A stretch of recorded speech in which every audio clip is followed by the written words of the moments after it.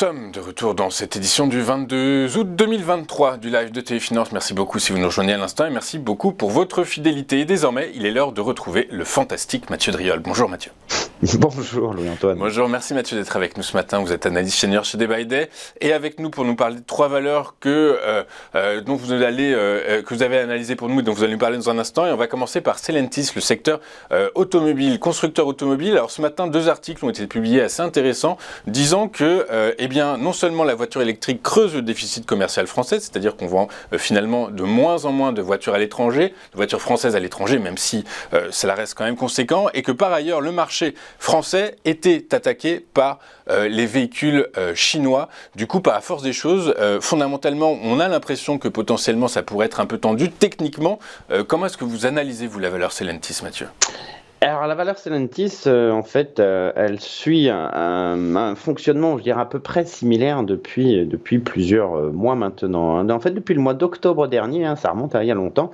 En fait, on est sur une structure, les cours font une belle phase haussière d'impulsion, corrigent, reviennent sur une zone qu'ils définissent.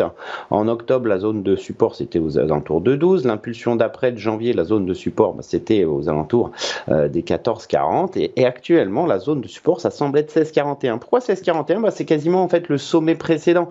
Les sommets précédents en fait génèrent des polarités et lorsqu'on est en tendance, on aime bien en analyse technique les polarités, ces anciennes résistances qui deviennent support, d'autant plus que ce niveau est renforcé par un ratio de 50%, 16,41. Il est aussi bientôt renforcé par la moyenne mobile à 100 jours qui est ascendante et soutient dynamique des cours. On a eu déjà une première réaction haussière assez nette, un petit excès baissier sous le niveau et une réintégration assez nette. Et on constate qu'on a ce gap baissier qui a été ouvert il y a quelques jours de cela et le gap baissier n'ayant pas permis la rupture du support, il est généralement voué à être comblé. Donc on va assister sur... Stellantis a déjà une première réaction haussière vers la résistance à court terme à 17,84. Ça, c'est pour un premier élément.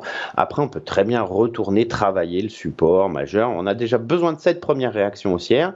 Et puis ensuite, le franchissement de 17,84 serait un signe de reprise d'une phase haussière impulsive vers des nouveaux plus hauts à 20 euros possiblement. Alors là, on est sur un horizon de temps qui est beaucoup plus long, mais on a quand même cette première réaction haussière à 16,41 qui est très intéressante selon moi à surveiller.